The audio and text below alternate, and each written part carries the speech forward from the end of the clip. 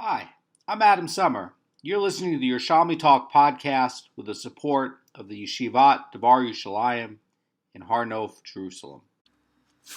This is Demai, chapter 6, Halacha 1. This is part 3 of the Shir, the final part, and in the art scroll 53a1. We're going to be covering today the other kind of contract, which is going to be the tenant farmer. In part 2 of the Shir, we were covering the sharecropping. This is going to be the tenant farmer, and the Mishnah was going to be ruling that someone who is being a tenant farmer in the field of a Jew is only going to separate out truma but not the other tithes. Now, there's some qualifications about this, and it looks like Rabbi Yehuda is going to be wrong. That's not the case. Coming up at the end, we're going to see that that's not the case. So there's actually going to be a case where they're talking about different nuanced points and they're all right. So Rabbi Yehuda says, when is this said? In other words, when that the tenant farmer need not separate the other tithes. When he gave the landowner produce of this field and of this species. Now, what's going to be coming up at the end of this year is going to be that Rabbi Yehuda in the Mishnah is going to be talking about a case where they're talking about the ancestral fields. What happens if that's your ancestral field that came from you, that was descended from when the Jews entered the land, and that's your portion of land, and then it gets taken over by non-Jews, and then you have to go back and lease it or something like that with some sort of farming arrangement. That's what it's going to be talking about. So again, Rabbi Yehuda says, when is this said? In other words, when is a tenant farmer need not separate other tithes? When he gave the landowner produce of this field of this species. The Gemara is going to infer and say, but if he gave him produce of this species but not of this field, or of this field but not of this species, he separates all of its tithes and only then gives the landowner his portion. So the Mishnah is stating that for the landowner's produce to be exempt from other tithes, the Marafulda explains it like this. It's saying that it must have grown in this field under contract, and it must be a species named in the rental contract. For instance, you're saying, okay, I'm going to grow on this field barley, and you have to pay in barley. Now, the Gemara is going to infer that if either of these contract conditions are absent, the tenant farmer must separate out all the tithes from the entire crop. And why is that going to be? What's the reason why? And that's going to be, well, if you have produce from a different field or from a different species, it's going to appear like it's not the landowner's rightful share of the crop. And actually it's going to look like a payment for this land as a debt. And you can't do that with tevel produce. It becomes a Morris Ein problem.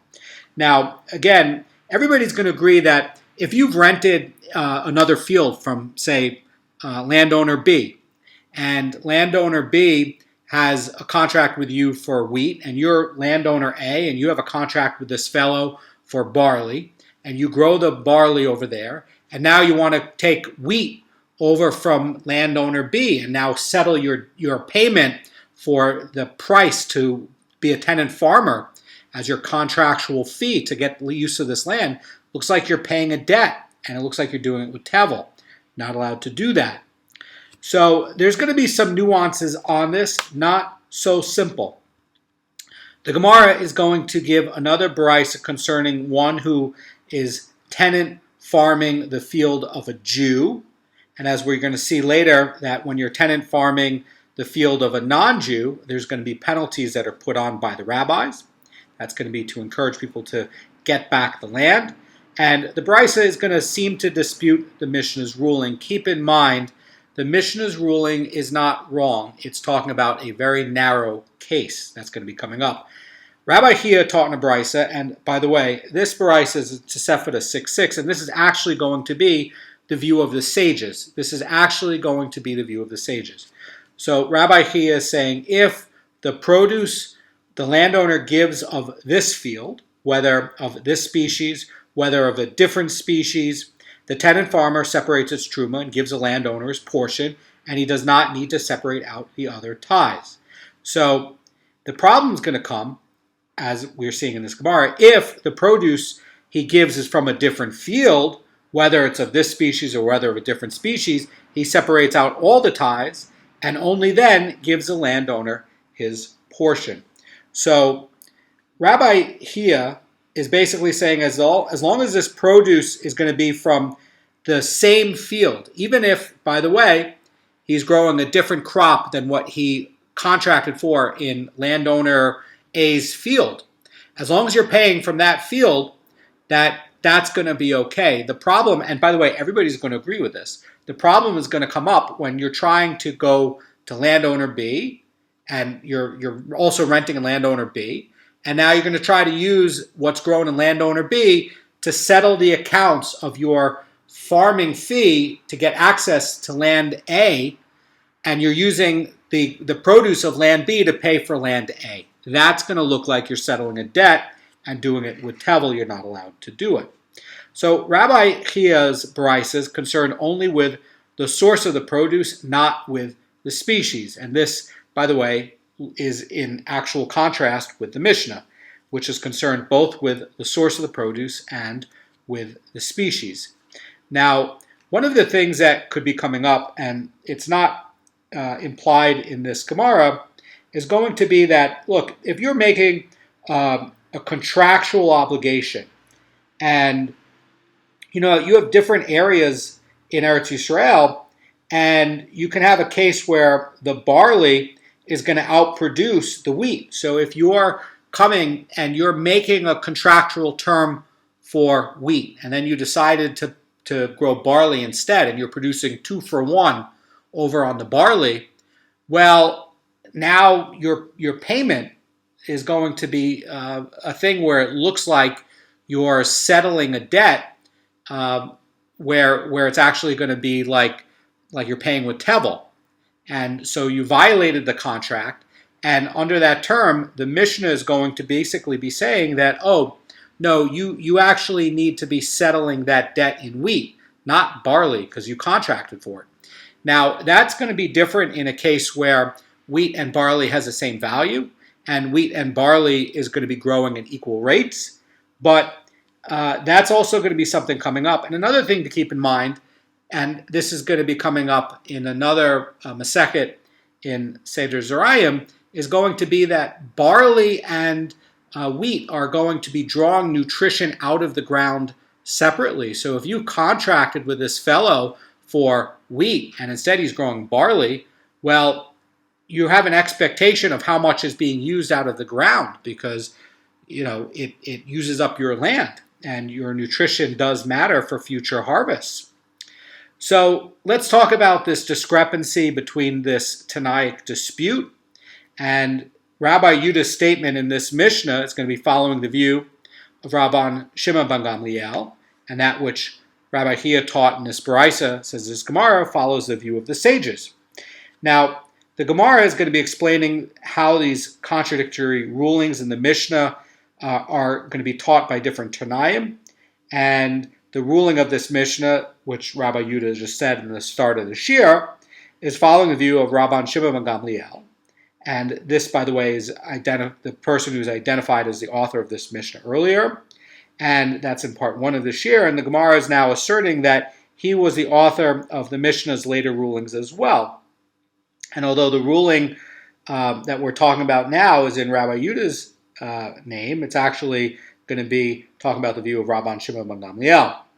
Now, the Mishnah and the Brisa are basically showing the two different Tanaic views, and the sages of this dispute, by the way, are not necessarily those of the earlier dispute between Rabban Shimon ben Gamliel and the sages. And by the way, we're going to be getting into some of the nuances of what the Mishnah is talking about at the end of the Shir.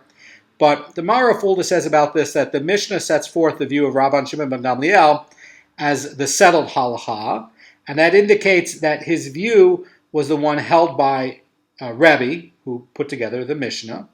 So it's inconceivable that Rabbi Hia, who was Rebbe's disciple, would dispute Rebbe's opinion on the matter. So that would be really a big chiddush. The Gemara asks that question. It says, and does Rabbi Hia dispute the ruling of this Mishnah? It can't be. Rabbi Chia is not going to be disputing Rebbe, who is his teacher. So faced with this difficulty, the Gemara concludes that there is in fact no dispute at all, and as I've been saying, they're talking about different cases. The Gemara says, and it's going to illuminate the different nuances here, which are all correct. The rulings of the Mishnah and the Brisa can be reconciled as follows. It says the Mishnah is dealing with this certain place that was common for barley to produce on the same plot twice as much as wheat. So you would have a case if that were true. It is true. But says the Mara Fulda about this, that a tenant farmer who agreed to pay a fee as a contract in wheat and now is paying in barley must hand over twice as much barley as wheat. And even though the value would be same in that, the increased volume appears to violate the prohibition against paying one's debt with tevel produce. And so to avoid this Maris Ein problem, the tenant must tithe the produce before dividing it. That is going to be dealing with a case where one outproduces the other, and that would be true, and everybody would agree on that. Now, the Brisa taught by Rabbi Chia, says this Gemara, however, is dealing with a place where it was common for barley to produce the same volume of wheat. And since the volume of barley is going to be the same as what the wheat would have been, it does not appear to have a Maris Ein problem that violates that. And so therefore, no tithing would be necessary. Now, I want to point out something from Rabbi Kanievsky on this. He's saying that this approach is from the Rome manuscript, and in the Barisa's case, the alternate species does not produce twice as much as the original one, and therefore the transfer of the produce does not appear as a debt payment. Therefore, there's no reason to require that tithing. The Gemara is going to get into the next part of the Mishnah. And the Gemara says, one who leases a field from an idol worshiper separates the tithes, and he gives the landowner his portion. Now, one of the things that's going to be coming up with a person who's a Jew who's leasing from a field that the idol worshiper owns, okay? Basically what's happening in this case is a couple of things. First of all, the rabbis want to make sure that the Jews are going to do everything they can do to buy back this land.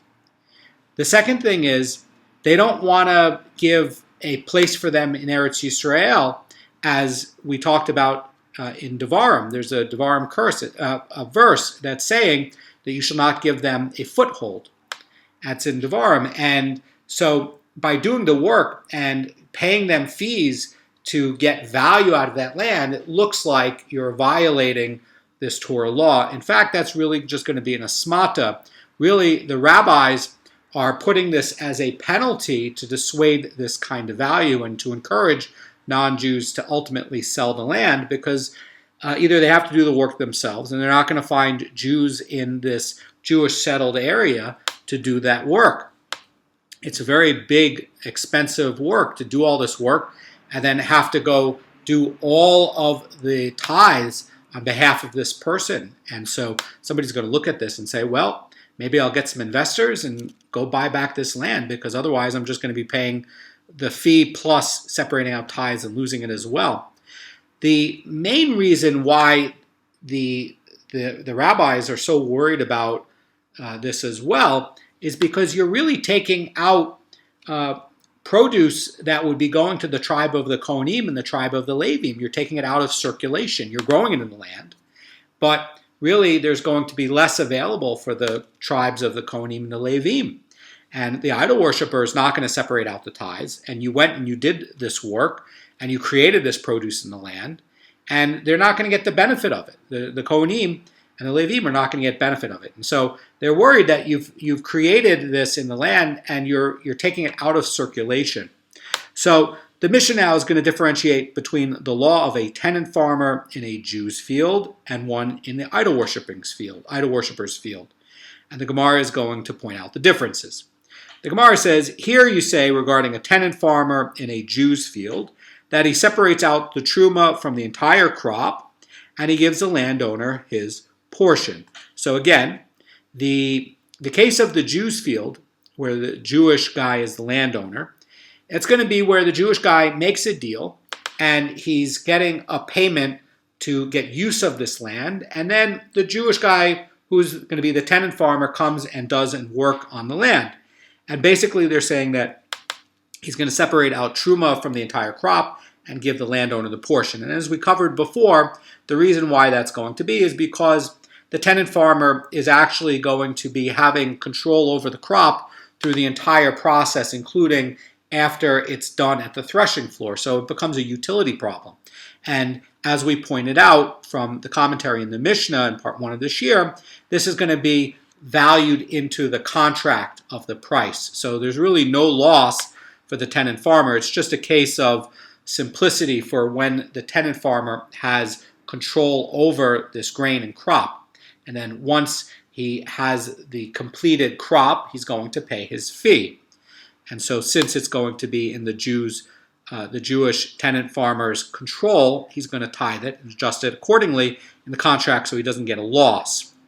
Now comes the part where it's a non-Jewish field owner and a Jewish tenant farmer. Gemara says, but here, in this case, regarding the tenant farmer in an idol worshiper's field, he separates out all the tithes from the crop and he gives the landowner his portion. And so it wants to know, why is it, in this case of the field belonging to the idol worshiper, does the tenant farmer separate out all the tithes? And in the case belonging to the Jew, he only separates out truma. And by the way, in the case that the rabbis are putting out for the field belonging to the idol worshiper, the amount including the truma does not get adjusted in the contract price. So he tithes it all and doesn't get any value back out of it. Now, in the case of the Jewish landowner, somebody's going to be separating out truma. Okay, it's going to be separated out. In the case of the non-Jewish landowner, no tithes are going to be separated out. The rabbis are going to be putting in a penalty because, again, you're taking tithes out of circulation. The Gemara is going to give two explanations, both in the name of Rabbi Yochanan. They're going to be contending. The Gemara is going to say that the scholars in the name of Rabbi Yochanan said that the sages enacted a penalty in the case of one who leases a field as a tenant farmer from idol worshippers. Enact a penalty in the case of one who leases a field as a tenant farmer from a Jew. And the Marafulda is going to explain about this, that the objective of this penalty is to ultimately force a transfer of the field from the idol worshiper to the Jew, where the field is already going to be in the Jew's possession, though. There's not any reason for this penalty. And accordingly, one who leases from an idol worshiper has to separate out all the tithes, whereas one who leases from a Jew is only going to separate out truma. Now, Marafulda is going to continue about this and say, according to the tradition of the scholars that they received from Rabbi Yochanan, the obligation upon a tenant farmer to separate tithes from the portion of an idol worshiper's landowner is a rabbinic penalty, and that's designed by the rabbis to force the transfer of the field to Jewish hands. The idea is to discourage Jewish tenant farmers from leasing these fields with the hopes that the landowners, faced with the prospect of leaving the fields uncultivated because they don't have the workers or the labor or the rental to get this working, are going to choose instead to sell it to the Jews at a good price. And ultimately, where the Jew is a landowner, there's no need for this penalty. And this penalty is really imposed on a tenant farmer and not on a sharecropper. And the sages are ruling that a sharecropper to an idol worshiper must also separate out certain tithes, and this penalty is possibly intended for the sharecroppers too. But as to why the tenant farmer in a Jew's field needs to separate out truma, but does not bear its cost, we have to look at part 2 of this year, and that's ultimately to make sure that the land is not laying fallow. So how do you reconcile that? Well, ultimately, the tenant farmer contract is going to be more valuable because there's a certain upfront fee that has to be paid no matter what, and the landowners prefer this. And so these kinds of contracts enhance the value of the land. And the other case where, you might not get this desirable contract, it doesn't really enhance your value. So that could be an explanation for why that would be. Now, there's a second opinion, and the second opinion is actually going to be an opinion that's going to look like Rabbi Meir's opinion. And that actually might be an explanation that Rabbi Meir would give. So the second opinion, Rabbi La says in the name of Rabbi Yochanan, the strict measure of the law prohibiting payment with untithed produce takes hold in the case of one who leases a field as a tenant farmer from an idol worshiper, but does not take hold in the case of one who leases a field as a tenant farmer from a Jew. If you're taking from the tenant farmer from the idol worshiper, you have to take out all of the fees, but in the other case where the landowner is a Jew and the tenant farmer is a Jew, you don't need to take out everything. So the Brisa is going to give support for both positions. And according, by the way, to the tradition Rabbi La received from Rabbi Yochanan, Rabbi La, by the way, in the Bavli is Rabbi Illa. So a tenant farmer's obligation to tithe the landowner's portion is not the product of a penalty designed to force transfer of the field from the idol worshiper to the Jew. Rather, it's an extension of the general prohibition to pay one's debt with untithed tevel produce. So there's a couple of reasons why this could be. One version of this is going to be that, hey, they want them to buy up this land. The second, where it could look like maybe they're paying the debt of this fee to get access to the tenant farmer's field, could be done with untithed tevel produce, and it becomes a prohibition to pay your debt with untithed produce. So the Gemara is going to look at both positions and support both positions, and a Brisa supports this view and a Brisa supports that view, and the Gemara is going to begin with the view of Rabbi La's opinion, and a Brisa supports the view of Rabbi La. It says one who leases a field as a tenant farmer from a Jew separates truma from the crop and gives the landowner his portion. Rabbi Meir says he separates all tithes from the crop and gives the landowner his portion.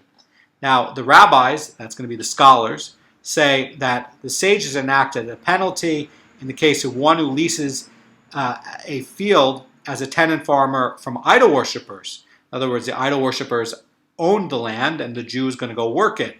But they did not enact a penalty in the case of one who leases a tenant farmer from a Jew. So if you have a Jewish tenant farmer and a Jewish landowner, there's not going to be that penalty. Now, I want to explain this in the Mara Fulda's commentary. He's going to say, in their view, this is going to be because of the penalty that one must separate full tithes in the case of a tenant farmer. That's going to be where you're releasing from the idol worshiper. And this is, according to the Tanakh Brisa, who requires full tithes only from someone who leases the idol worshiper and not from one who leases from the Jew. But according to Rabbi Meir, full tithes are demanded even in the case of someone who's leasing from a Jew. And this seems to be difficult. And the Gemara is going to continue. It's going to say, is there then any reason for the penalty in the case of one who leases from a Jew? In other words, why is Rabbi Meir saying that even if you're leasing from the Jewish landowner, you have to separate out all the tithes? And the purpose of the penalty ultimately is to force the transfer of the field from a Jewish owner to Jewish ownership, from the non-Jewish ownership. So why is it that the field, which is already in Jewish possession, why should you have a penalty? And what is the rationale for Rabbi Meir's ruling? And the Gemara is going to conclude and say, rather than regarding this brisa, this is how it should be understood. The rabbis, the Tanakhama, said to Rabbi Meir in this brisa, does the strict measure of the law prohibiting payment with untithed produce take hold in the case of one who leases a field like a tenant farmer from a Jew, or not? Accordingly, the tenant farmer should not be required to separate out the landowner's tithes. So Rabbi Meir is ultimately worried that you're paying a debt with tevel produce. And so he's saying, because ultimately you're going to be paying a debt, Rabbi Meir is going to impose a strictness on it and say you have to separate out all the tithes, so it's definitely not a settlement of your fee to get access to the land as debt. That's what Rabbi Meir is saying.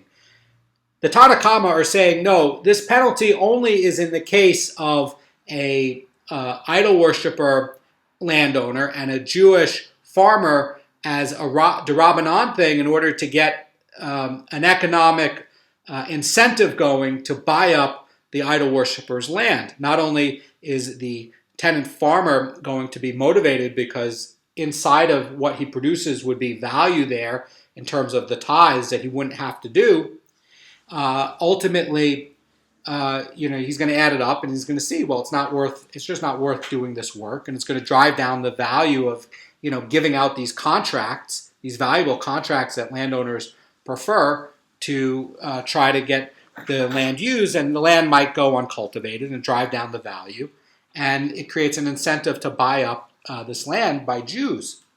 So, in the case of the Rabbi Meir, though, he's saying that, well, ultimately you might be settling this payment even from a landowner that's Jewish with tevel.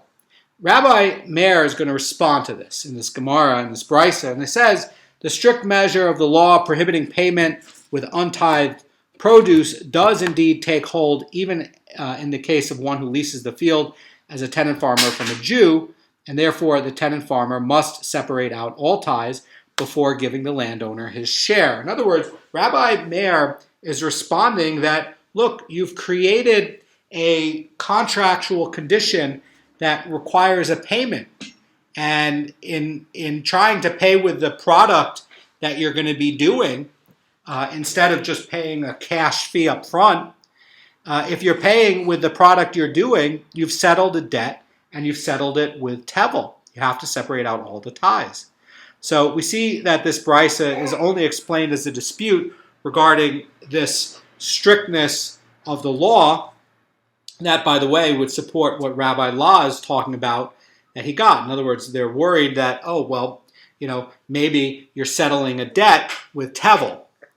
Now, the Gemara is going to give the brisa that constitutes the view of the scholar's view, and the brisa supports the view of the scholars and says like this, and says, if one leases the field as a tenant farmer from an idol worshiper, he separates out all tithes from the crop and gives the landowner his portion. That, by the way, everybody agrees about. Rabbi Shimon says that he separates out only truma from the crop and gives the landowner his portion. So Rabbi Shimon dissents, and in the case of Rabbi Meir agreed with the Tanna Kama in this case. Rabbi Meir said, over here, if the farmer is going to be renting from a non-Jew, he has to separate out all the tithes because, one, according to Rabbi Meir's opinion, that even if you're growing it on the landowner's field and he's a non-Jew, it still requires all the tithes to be taken out. That's the strict measure according to Rabbi Meir. And over here, if it's going to be a tenant farmer that's a Jew renting from a Jew, he's worried that you're going to be taking out and paying settlement of debt in untithed tevel. Very reasonable. Rabbi Shimon says, and he dissents, he separates only the truma from the crop and he gives the landowner the portion. And according to Rabbi Law, all is well with the ruling of the Tanna Kama and the rabbis, who in his view are saying that the strict measure of the law prohibits payment with untithed produce. That takes hold in the case, says this Gemara, of one who leases a field as a tenant farmer from an idol worshiper. But the strict measure of the law prohibiting payment with untithed produce does not take hold of the case of one who leases a field as a tenant farmer from a Jew. So, according to Rabbi Law, says the Mara Fulda, the Tanna Kama mandates tithes from one who leases from an idol worshiper's field because of the prohibition to pay the landowner with untithed produce. And the prohibition to pay the landowner with untithed produce is going to be the real worry here. And the ruling of Rabbi Shimon is going to be difficult to explain according to Rabbi Law. In his view, Rabbi Shimon is saying like this, saying that the strict measure of the law prohibiting payment with untithed produce does not take hold in the case of one who leases a field as a tenant farmer from an idol worshiper. Now, basically, the Gemara says, is there a person in existence who would say such a thing? Of course not. So over here, the Gemara observes that according to Rabbi Law's reasoning, that it's difficult to understand the ruling of Rabbi Shimon. According to Rabbi Law, the obligation on the tenant farmer to separate the landowner's tithes derives from the prohibition to pay a debt with untithed produce when it's known that the tithes will never be separated. And that fits really well with the Tanakama, who are saying that the tenant farmer in the idol worshippers' fields have to separate out all the tithes from the landowner's portion. And the reason Rabbi Law gives is that the idol worshipper will never separate out tithes. And then you've denied giving the property over to the Kohanim and to the Levim. You've created this produce with the tenant farmer, and it's never going to be in circulation effectively in Eretz Yisrael. You've taken it out of circulation. You've deprived the Kohanim. Now, Rabbi Shimon is going to be ruling that, according to the scholars who are attributing the tenant farmer's obligation to a rabbinic penalty, Rabbi Shimon is going to be contradicting the view of Rabbi Law. And it's going to go like this. They're going to observe that Rabbi Shimon was cited earlier as saying that the produce grown to an idol worshipper's field is exempt from tithes. And Rabbi Law's statement, however, is following the view that such produce is subject to tithes. And this is the issue about the dispute between the Tanakama and Rabbi Shimon. That the Tanakama is saying that the produce is subject to tithes and may not be transferred without tithing. That otherwise the Kohanim, the Levim, are going to be denied of tithes. And Rabbi Shimon is saying that it is not subject to tithes and so may be transferred without tithing. And ultimately, Rabbi Law would be following the view of the Tanakama. And basically, it's possible, that Rabbi Shimon's ruling here would emerge from his opinion exempting idol worshippers' portions from tithes. And then this portion would also be exempt even from truma. Now, Rabbi Shimon holds that the farmer separates out truma, but Rabbi Shimon's ruling is going to be that that specifically the penalty enacted by the sages to transfer the field to Jewish hands, which Rabbi Shimon holds can be accomplished just through the truma obligation alone. In other words, Rabbi Shimon is saying that the truma obligation is enough to separate out those, to require that as well. Now, Rabbi Shimon, before we were seeing in chapter 5, is ultimately going to be holding that Doraita, the non-Jewish landowner, does not separate out any tithes, and if you bought produce from them, you don't separate out any tithes on a Doraita level. However, Rabbi Shimon did agree, as explained by Rabbi Yochanan, that the tithes are done d'Rabbanan, and that fits over here with this price as well. Rabbi Shimon is saying that you do it with truma, not all the other tithes. So we see this issue underlying this brisa with a dispute as to whether or not the sages enacted a penalty on the tenant farmer who leases a field from the idol worshiper. And that, by the way, is going to go with the support of what Rabbi Yochanan said as well. In other words, that we have this brisa, and the Gemara now is going to come to the conclusion, and it's going to be related to the Tanakhama's statement that a tenant farmer in a field of an idol worshiper has to separate out all the tithes before dividing the crop. And the Tanakhama continues and says, therefore, since this obligation only applies to the landowner if the landowner is the idol worshiper and the tenant farmer is a Jew, if the idol worshiper then converted to Judaism or sold the fields to a Jew, the tenant farmer separates out truma only and does not separate out the other tithes. So that is basically going to be a conclusion that supports the Tanakhama. Now, the Gemara is going to go back to this dispute between Rabbi Law and the scholars. And over there in the Mishnah, it was talking about the ruling of Rabbi Yudah, who said that one who leases his ancestral field from the idol worshiper, even for sharecropping, has to separate out all the tithes from the landowner's portion, and the Gemara assumes that the term ancestral field refers to any field in Eretz Yisrael, and since this is the land promised to our ancestors, so it assumes that Rabbi Yehuda disputes the Tanakama of the Mishnah, and the dispute would look like this. According to the Tanakama, a sharecropper in Eretz Yisrael never need take the tithing for the landowner's portion of the produce, and according to Rabbi Yehuda, the sharecropper in the field of an idol worshiper in Eretz Yisrael is obligated to separate out the tithes.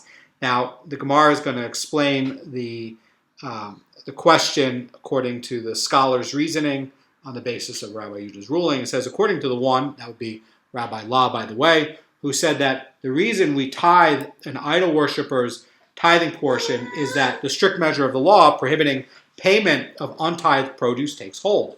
So, according to how Rabbi La understands this law, he's saying that you're never allowed to pay debt with tevel. Okay, so even if you're renting from a non-Jew, then you have to take out all the tithes, because when you settle this fee, it's going to be done where you're taking out, you're paying a debt with tevel. So the Gemara is going to continue. Rabbi Yehuda's ruling is understandable because he would simply include sharecroppers in this as well. In other words, Rabbi Yehuda would say that nobody's allowed to settle debts with tevel, not even the sharecropper. But according to the scholars, the Tanakama, who say that the reason we tithe is that the rabbis enacted a penalty is in order to force a transfer of the field from the idol worshiper to the Jew, Rabbi Yehuda's ruling is difficult to understand. In other words, there's two reasons why we have a case where if you're renting from the non-Jewish landowner as the Jewish tenant farmer, okay, Rabbi Yehuda, it looks like, is saying that the reason why is because, and it looks like Rabbi Yehuda would be agreeing with Rabbi Meir, is that they're worried that, look, you're settling debts and payments and fees, and you've done that with tevel produce. Therefore, you have to tithe. The rabbis are saying, no, you can't do this kind of arrangement where you have a Jew renting from the non-Jewish landowner in Eretz Yisrael as a tenant farmer, because we need to make sure, as a d'Rabbanan thing, there's a penalty to make all these tithes happen so that ultimately the Jews will buy up the land and it will drive down the value of the non-Jewish land because nobody's using it and renting it, and ultimately Jews will be able to get it back. So the Gemara is going to reconcile the position of the scholars with that of Rabbi Yehuda, and in doing so, the Gemara moves away from the earlier assumption that the ancestral field refers to any field in Eretz Yisrael. Ultimately, it's actually going to be a case where they're both right, and one is talking about a case where you're actually trying to get back a specific ancestral field that actually belonged to your family. This is not just any Jew in any piece of land of Eretz Yisrael. This is where you know that you had this piece of land and the idol worshippers took it over somehow, maybe by force. So Rabbi Yochanan says that they taught Rabbi Yehuda's ruling in a case where the sharecropper leases back his own ancestral field from thieves who confiscated it from his family. And in that case, there's good reason to believe that penalizing that sharecropper will result in the sale of that field. But Rabbi Yochanan explains, it says, since you tell the sharecropper this, that he must tithe the landowner's portion, he then exerts himself and redeems the field. And he would not do the same for any random field in Eretz Yisrael. And therefore, when he's talking about this ancestral field, it's saying something that he values as a birthright. And he's going to go to all lengths to redeem it, to get back his ancestral field. In other words, when the Mishnah is using the term ancestral field, it's not referring to as a euphemism for a field in Eretz Yisrael just that's there. It's actually talking to the Jewish sharecropper's own ancestral field, which belonged to his parents and grandparents, and it was confiscated by an idol-worshipping person who looks like he's the owner. So, according to the scholars, Rabbi Yehuda is not teaching a general rule regarding sharecropping, and he's actually not disputing the Tanakama, Rabbi Yehuda is actually agreeing that in general the requirement to tithe the landowner's portion applies only in the case of the tenant farmer and not in the case of the sharecropper. And the ruling is dealing with this exception to the rule. What's the exception to the rule? When you're talking about your family's own ancestral field. And even Rabbi Yehuda agrees on the other points with the Tanna Kama. It's just talking about a nuance within the law. And this is going to be an effective way, according to Rabbi Yehuda, in this one particular case, to motivate the person to go back and redeem his field. Have a great day.